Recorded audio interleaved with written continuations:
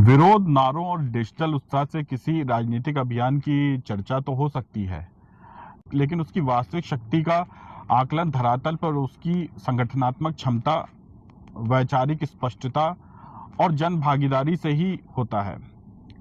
इतिहास गवाह है कि कई आंदोलनों ने सोशल मीडिया पर बड़ी लहरें पैदा करी, परंतु जब उन्हें जन समर्थन की वास्तविक परीक्षा से गुजरना पड़ा, तब वे अपेक्षाओं के अनुरूप स्वयं को सिद्ध नहीं कर सके। दिल्ली के जंतर मंतर पर कल काकरोच जनता पार्टी का जो आंदोलन था, उसको लेकर भी ऐसी उत्सुकता देखने को मिली। डिजिटल मंचों पर जिस प्रकार का उत्साह और क्रांतिकारी वातावरण निर्मित किया गया था, उससे अपेक्षा की जा रही थी कि धरातल पर भी उसकी तीव्रता और व्यापकता का प्रदर्शन देखने को मिलेगा।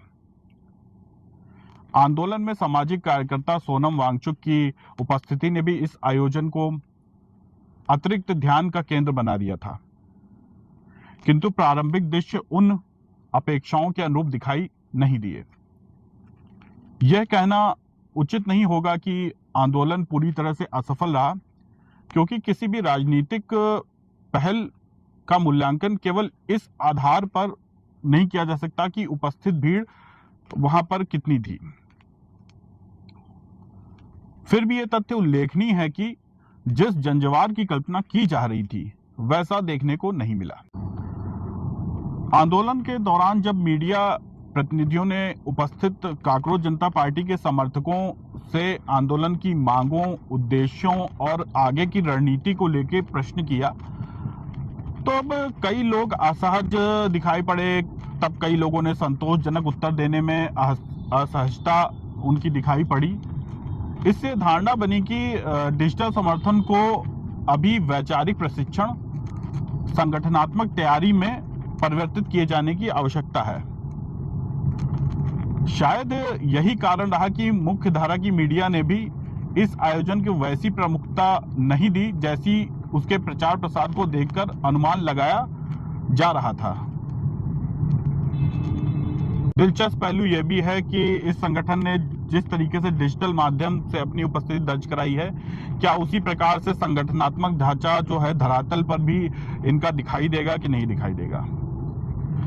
अब यहाँ पे यह प्रश्न इसलिए महत्वपूर्ण है क्योंकि राजनीतिक सफलता केवल जो है विचारों की लोकप्रियता से नहीं, बल्कि बूथ स्तर तक संगठन निर्माण, कार्यकर्ताओं के प्रशिक्षण और जनता से सतत संवाद से निर्धारित होता है।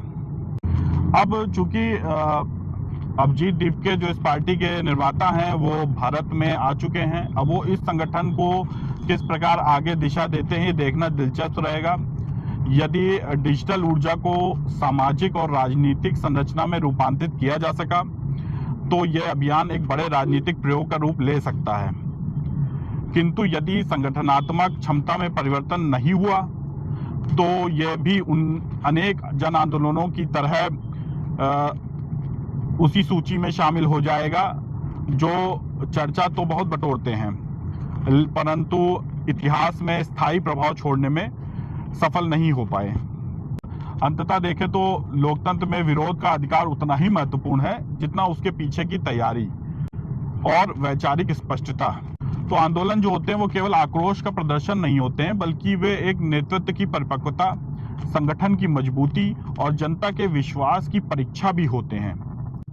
जंतर मंतर की ये जो पहली आंदोलन की झलक थी, ये कई प्रश्न छोड़ गई है।